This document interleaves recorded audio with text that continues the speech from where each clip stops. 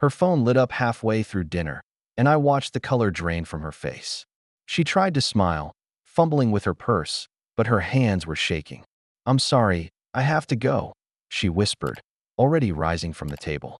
I didn't know it yet, but that moment would change everything. Ethan set his phone face down on the marble counter and listened to the quiet of the penthouse settle around him. The city ran like a distant river below his windows, the kind of hum that usually faded once Lily's door clicked shut.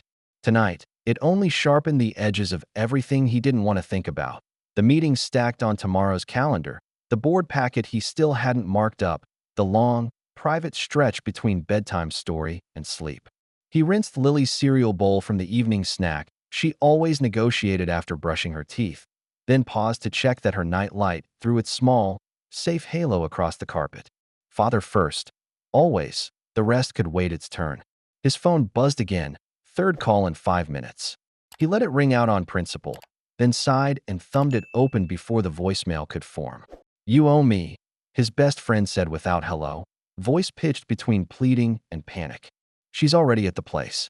I can't make it across town in time. Just fill in for me, please." Ethan leaned a shoulder against the doorframe and stared down the quiet hallway toward Lily's room, as if the answer might be written on her sleeping face. "You want me to pretend to be you?" he said, deadpan. "She doesn't know what I look like. It's a blind date. It's one dinner. I'll call her later and fix it. I just can't stand her up." The request hung there, absurd and strangely simple. "I don't do this," Ethan said. He meant, "I don't date. I don't slip into other men's evenings. I don't invite complication into a house I've sanded down to safety." He meant, "My days are already carved by hands small as a teacup and plans big enough to swallow cities." Romance had long ago been filed under "not now." "Ethan," his friend softened. "Look, you can sit there and talk about weather and garlic bread and leave after an hour. Be a decent human and then go back to your spreadsheets. She's probably nice. She deserves someone to show up." The word show snagged him. He knew something about what it meant to show up when you didn't want to. The parent-teacher conference after a 14-hour day. The costume day he remembered at 6:50 a.m. and solved with a cape cut from an old t-shirt. Showing up was the spine of his new life. He pinched the bridge of his nose and felt an old resistance give way. "Text me the address," he said. "And your first name, just in case." He hung up and stood there for a moment, palms flat to the cool doorframe, surprised by the heaviness and the lightness that arrived together. He'd go for an hour, keep it gentle, and leave the woman with nothing more than a story about a polite stranger who asked good questions. He wasn't going to open any doors he couldn't close. He scribbled a note for Lily's sitter. "I'll be close. Call if she wakes. Back by 10, and shrugged on the jacket he wore to boardrooms because routine sometimes steadied him. In the mirror, the man who looked back was the one the papers liked to photograph. Crisp lines, a face that implied answers. Tonight he wanted to be smaller than that, unremarkable. A man capable of making conversation that didn't bend toward term sheets or quarterly targets. A man who could set down the armor for exactly 90 minutes. The elevator ride gave him the usual capsule of silence. He watched the numbers count down and tried not to imagine anything about the woman at the other end of this favor. It felt kinder not to build her from guesses. Rain ticked against the lobby glass. He stepped into it and let the air rinse off office hours. A cab pulled to the curb like a thought arriving on time. On the way over, his friend texted a single line. "Thank you." Seriously. Ethan typed and erased 3 different versions of "don't mention it," settling on nothing at all. He pocketed the phone. The city yawned open, corner bodegas lit like little stages, a couple arguing softly under a too small umbrella, a kid balancing a pizza box against his chest like treasure.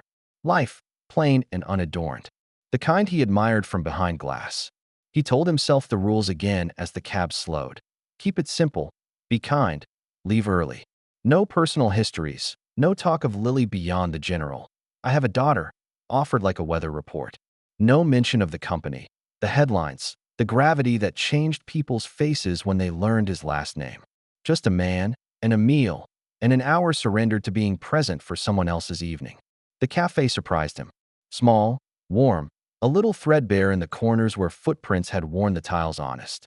Not his world, not exactly, and maybe that was why his shoulders loosened an inch as bells on the door chimed his entrance.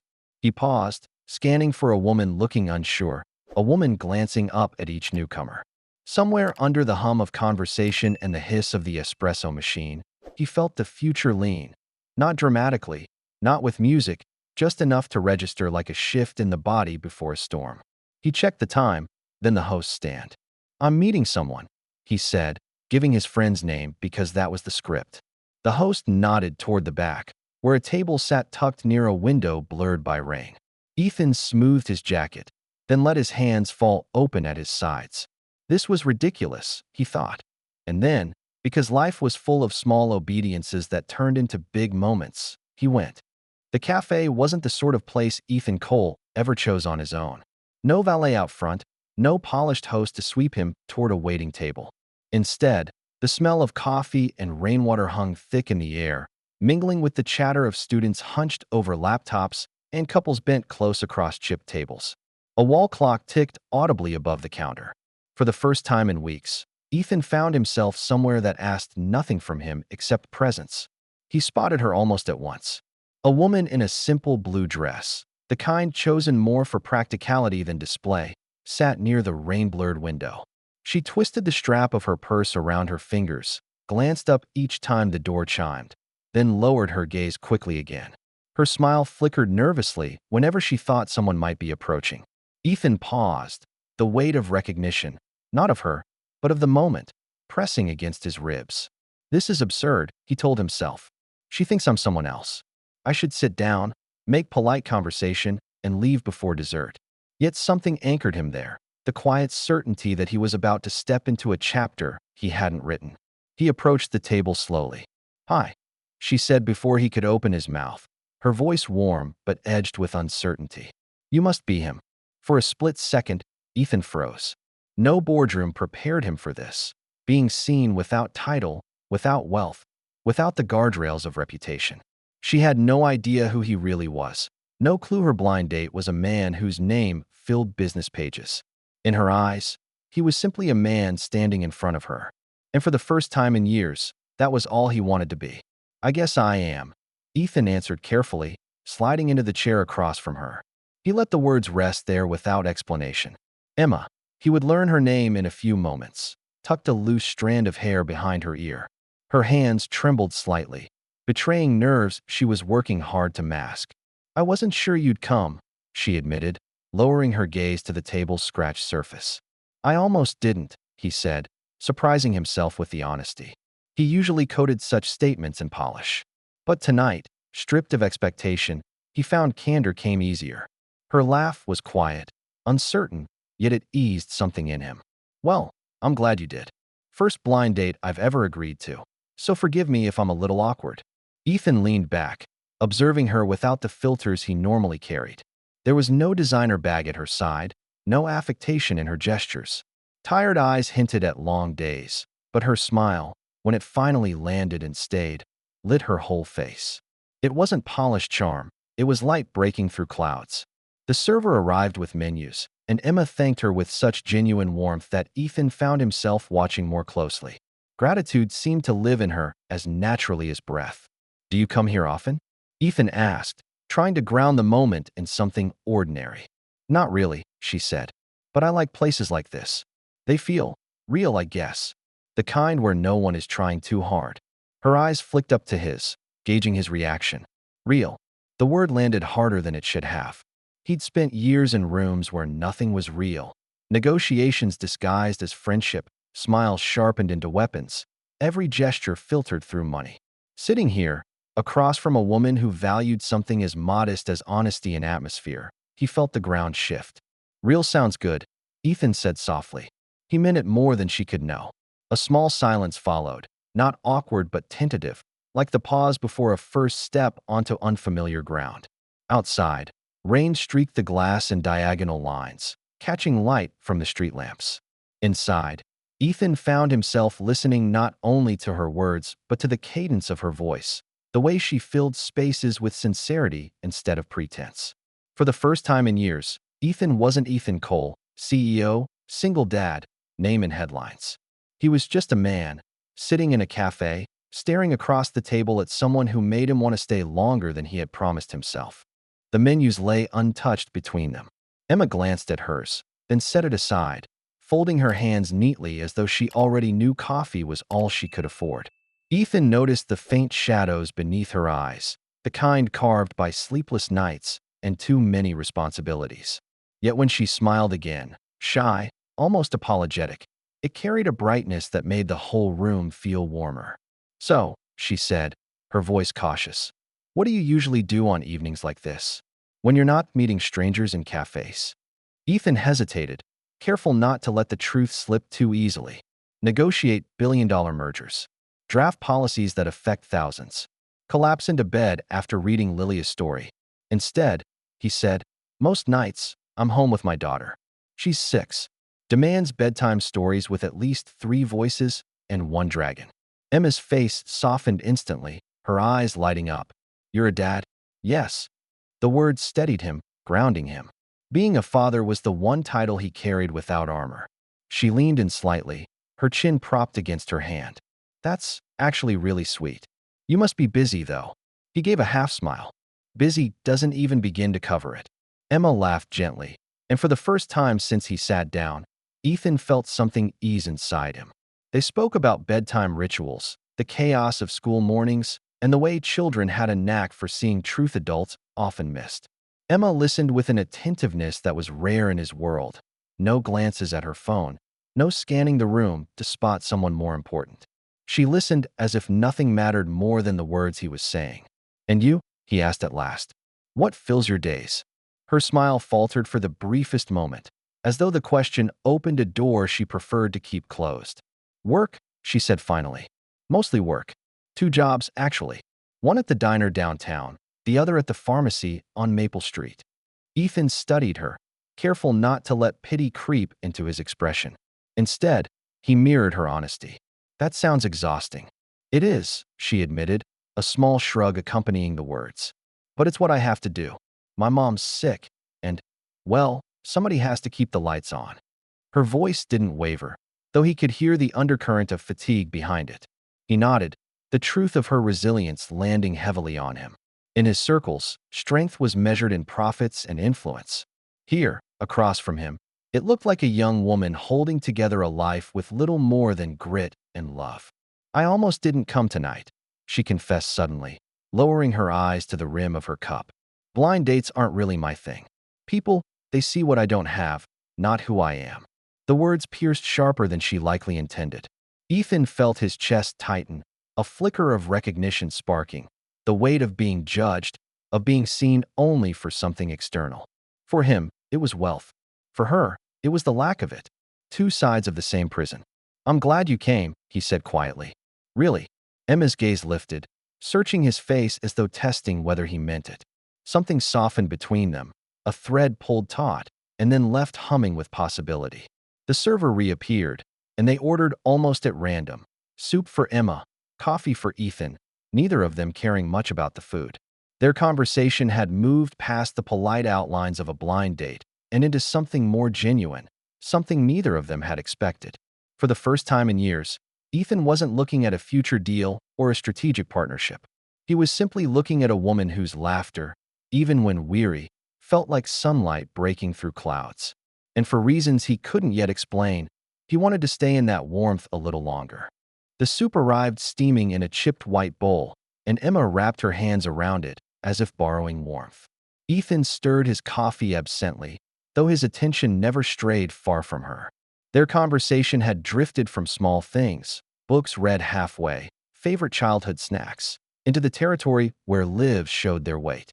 Emma hesitated before speaking again, as though deciding whether he was safe to trust. "You asked about my jobs earlier," she said quietly. "I didn't tell you the whole thing."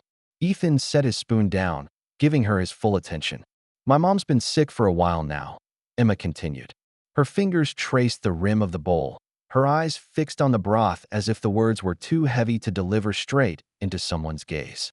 "Medication, treatments, doctor visits, it all adds up.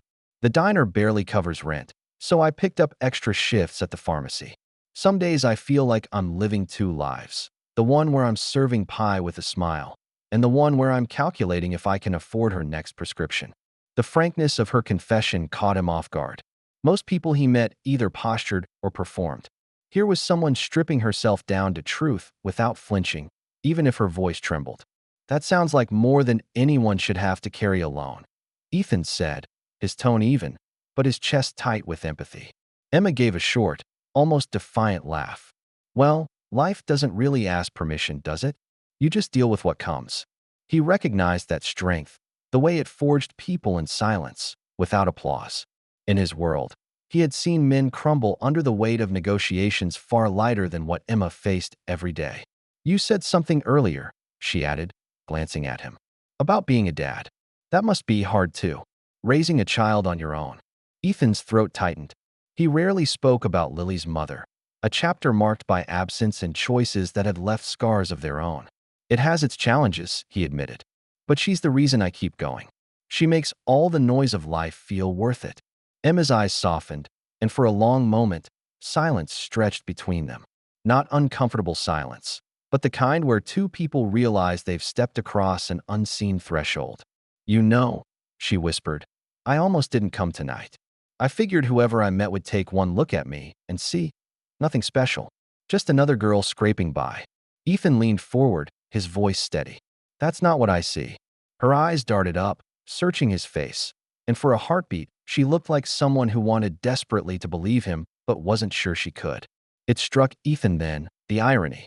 She had no idea who he was, no idea about the empire he managed or the headlines he generated.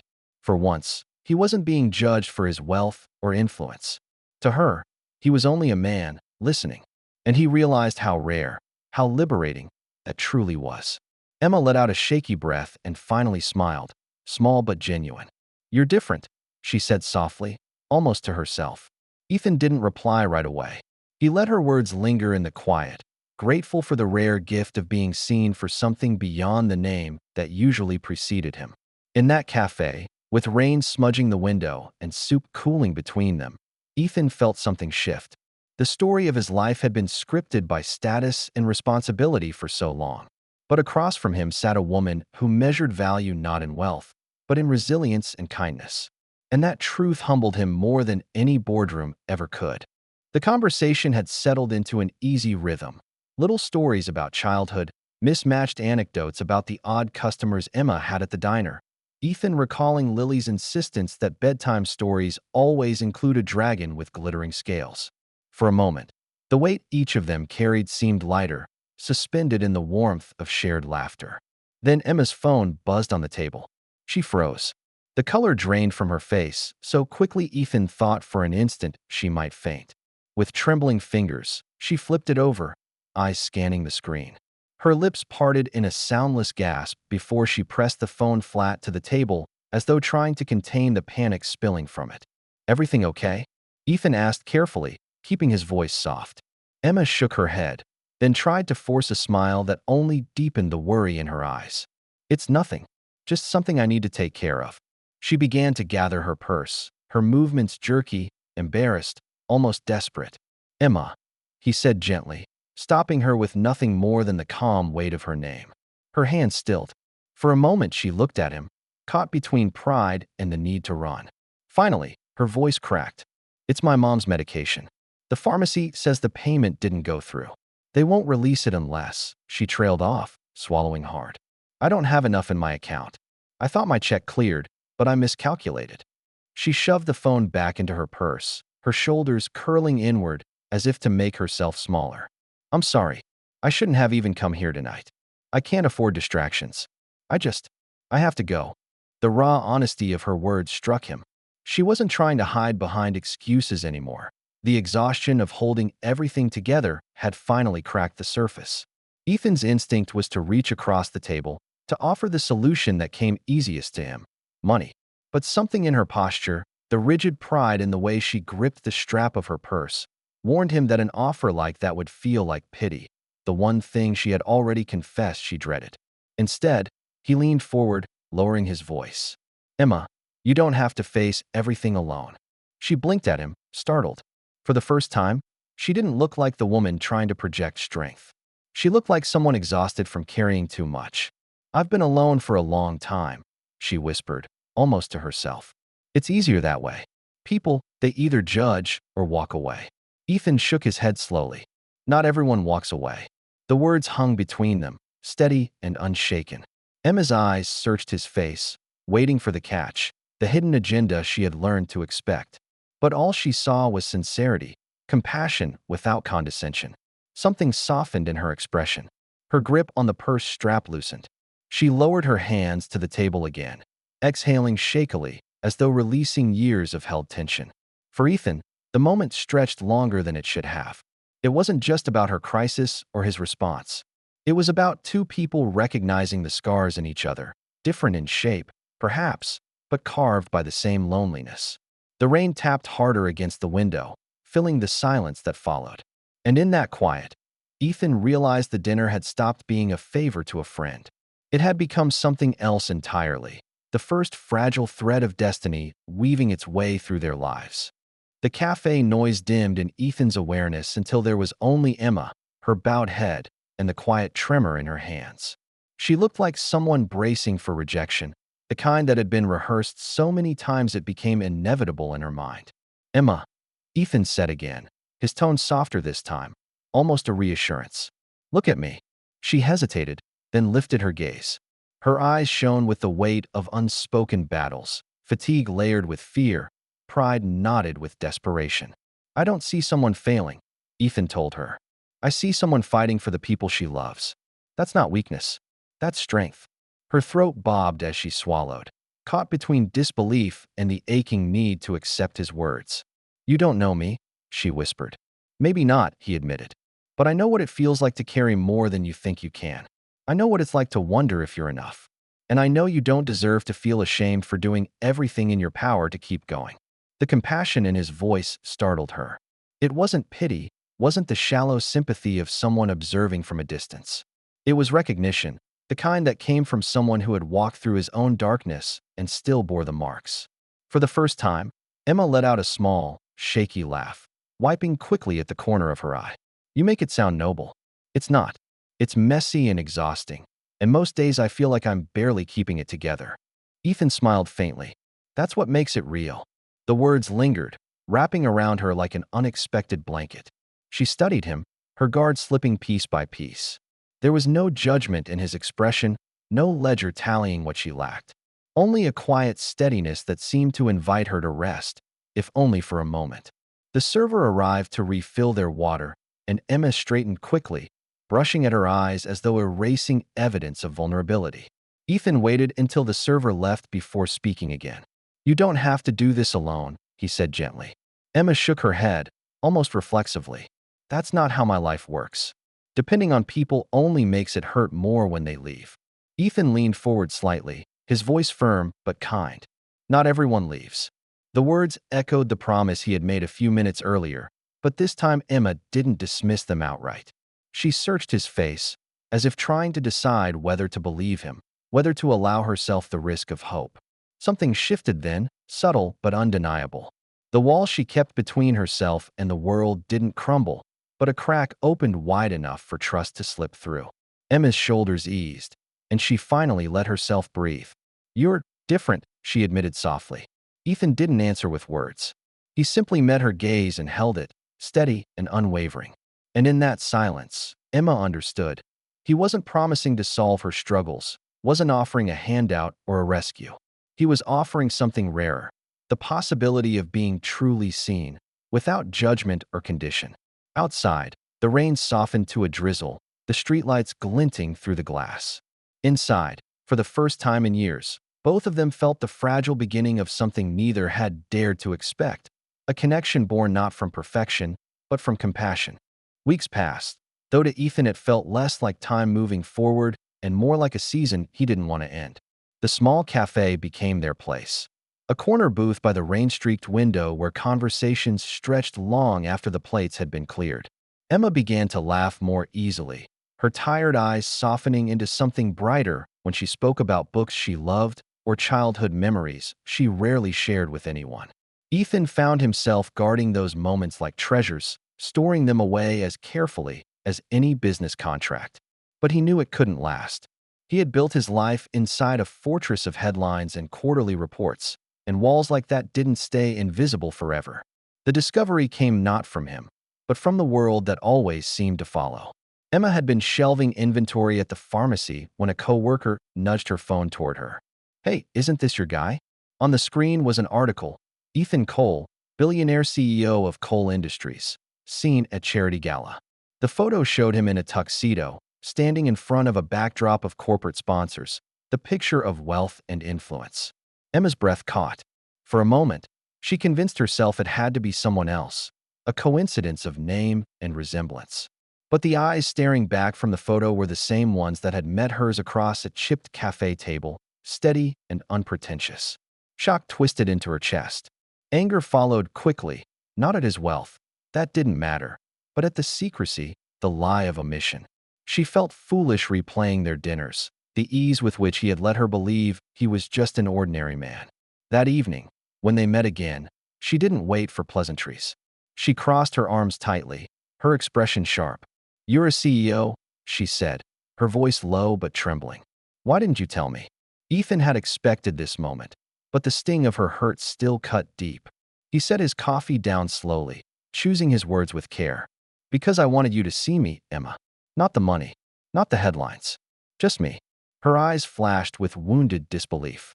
"Do you know how humiliating it feels to realize the man I've been sitting across from all this time was keeping something so huge from me? Do you know what that makes me think?" "Yes," he said softly, "that I didn't trust you. And that's not the truth. I trusted you more than anyone. I didn't want our beginning to be colored by what I have. I needed to know you'd look at me the way you have, like I'm simply a man, not a name." Emma turned her face away, blinking fast. She wanted to cling to her anger, but beneath it, another truth tugged. He had been honest in everything else: his fatherhood, his loneliness, his empathy. The man who sat across from her at the cafe was the same man in the photograph, only carrying an empire on his shoulders. "You should have told me," she whispered finally, her voice breaking. "You're right," Ethan admitted. "And I'm sorry. But every time I tried, I couldn't bring myself to risk losing what we had. For once, someone saw me without the layers. I was selfish enough to want to keep that a little longer." Silence stretched between them, heavy with uncertainty. Emma's chest ached with the weight of betrayal, yet underneath, her heart betrayed her further. Because even now, she could still see the sincerity in his eyes. And that made everything far more complicated than she wanted it to be. The cafe felt different that night. The warm hum of voices and the faint hiss of the espresso machine were the same, but Emma couldn't hear them. All she could hear was the pounding of her own heartbeat, sharp with betrayal. She sat stiff in the corner booth where they had shared laughter and secrets, her arms folded tightly across her chest as if to hold herself together. Ethan arrived a few minutes late, rainwater glistening on the shoulders of his coat. He paused when he saw her posture, rigid, guarded, and for the first time since they'd met, hesitation flickered in his eyes. He approached slowly, but Emma's expression didn't soften. "You should have told me from the beginning," she said before he had even sat down. Her voice was low, steady, but edged with hurt. "Do you know how small that makes me feel? That you let me believe I knew you, when all this time there was an entire world you kept hidden." Ethan didn't try to interrupt. He slid into the seat across from her, meeting her gaze with calmness that only made her frustration burn hotter. "I wasn't hiding you from my life," he said quietly. "I was hiding my life from you." Emma shook her head, bitterness rising. "That's just a clever way of saying you lied." He flinched, but didn't look away. "I know how it sounds, and I know it hurt you. But Emma, my world, the money, the headlines, the people who pretend to care only because of my name, it's not who I am. I didn't want that to touch the way you saw me." Her jaw tightened. "So you thought deceiving me was better than trusting me with the truth?" "I thought," Ethan admitted, his voice heavy, "that if I told you too soon, you'd never believe any of this was real. That maybe you'd think I only wanted to impress you. Or worse, that you'd feel like you couldn't trust your own heart." His words struck her, because in them she heard not arrogance, but fear. The fear of being loved for the wrong reasons, of never knowing whether affection was for the man or the empire attached to him.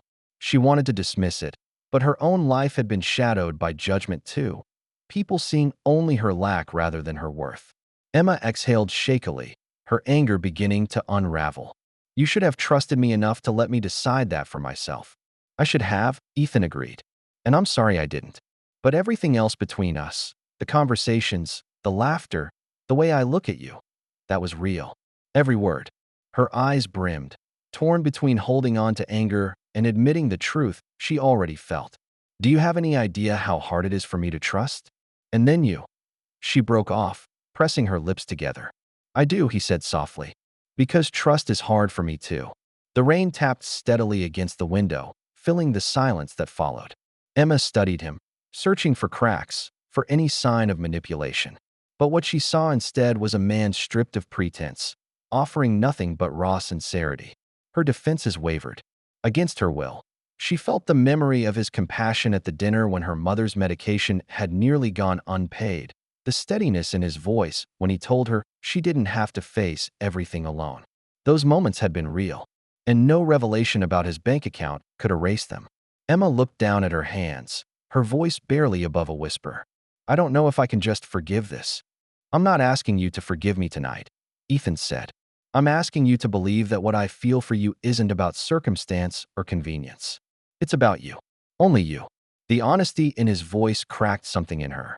She lifted her eyes again, and for the first time since the confrontation began, she let herself truly see him. Not the CEO, not the man who had kept a secret, but the man who had sat across from her in countless conversations and made her feel less alone in the world.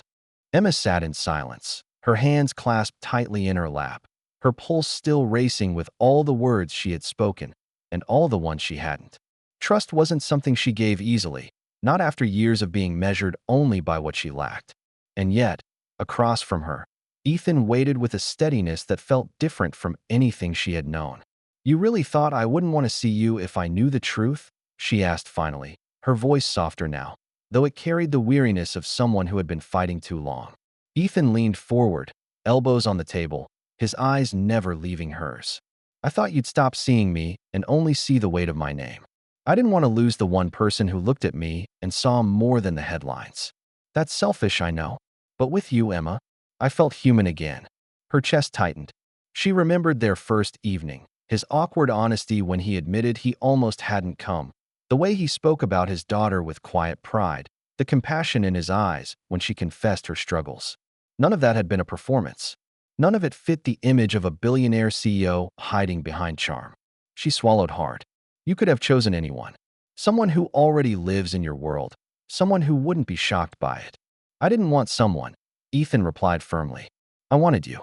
The woman who works 2 jobs and still finds a way to laugh. The woman who fights for her mother even when no one else sees. The woman who looks at me like I'm just a man, not a headline. Tears welled in her eyes, unbidden. She tried to blink them back, but one slipped down her cheek before she could stop it. Ethan's hand moved across the table, not forceful, just an invitation. She hesitated only a moment before placing her hand in his. His grip was warm, steady, grounding. I don't know how to fit into your world, Emma confessed, her voice breaking. You don't have to, Ethan said softly. We'll make a new one. Together. For a long moment, the cafe disappeared. The rain against the windows, the clatter of dishes, the hum of voices. There was only the weight of his promise and the fragile hope building inside her chest. Emma exhaled slowly, her resistance dissolving. I believed you, you know, from the start. That's why this hurts so much. And I'll spend as long as it takes proving you were right to believe, Ethan vowed. She squeezed his hand, her tears finally giving way to a trembling smile. In that smile, Ethan felt the world tilt back into place. Not the world of business and boardrooms, but the one that mattered. The world where 2 people found each other against every odd. The anger hadn't vanished completely, nor had the hurt. But something stronger had taken root. A choice, fragile and terrifying, to move forward. For the first time, Emma allowed herself to believe that maybe love wasn't about riches or titles. Maybe it was about courage, the courage to see beyond scars, to choose trust even when it felt impossible, to see the soul behind the smile. It happened on a Sunday afternoon, the kind of day that carried no promises beyond quiet hours and the smell of pancakes cooling on the counter. Ethan had invited Emma over, not for dinner in a polished dining room, not for an evening staged with candles or fine wine. Just a simple afternoon in the place that mattered most to him, home. Lily darted across the living room, a blur of curls and laughter, her dragon toy tucked firmly under one arm. She stopped in front of Emma, her small face lit with curiosity and boldness only a child could carry. "Do you like dragons?" she asked without preamble. Emma crouched down, her smile blooming. "I love dragons, especially the ones with glittering scales." Lily's eyes widened in delight, and she slipped her tiny hand into Emma's without hesitation. Ethan, watching from the doorway, felt something inside him settle. All the doubts, all the guarded caution, all the weight of secrets and revelations, they quieted in that simple gesture. Emma glanced up at him, her hand still wrapped around Lily's. "She's wonderful," she whispered. Ethan's throat tightened. "She is. She's my whole world. And you let me into it," Emma said softly, her eyes shining with emotion. He nodded, his voice low but steady. "Because you belong here." For Ethan, it was more than a declaration. It was a truth he hadn't been sure he would ever be able to speak again. That someone could enter the fragile circle he and Lily had built after years of emptiness, and not only fit, but strengthen it. Emma's fingers brushed Lily's hair back gently, and the little girl leaned into her touch as though it was the most natural thing in the world. Ethan felt his chest ache, not with fear this time, but with gratitude. Later, as the afternoon sunlight slanted across the living room floor, Lily climbed onto the couch between them. She looked up at Emma with the matter-of-fact wisdom of a child and asked, "Can I call you Mom?" Emma's breath caught. Tears welled in her eyes before she could stop them. She looked to Ethan, as if seeking permission, but what she found was his quiet smile, full of both pride and tenderness.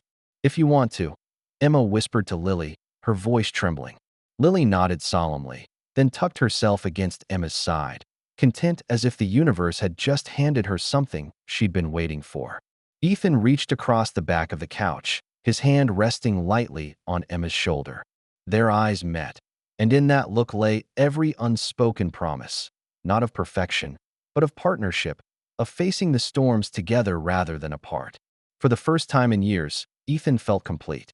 Not because of wealth or titles, not because of status or power, but because two hearts, his and Emma's, had found each other in the most unexpected way. He thought back to that rainy evening when he'd agreed to a favor he hadn't wanted, and he smiled. Sometimes the blind dates you never plan, the ones you resist with every instinct, are the ones that carry you to the love you were always meant to find.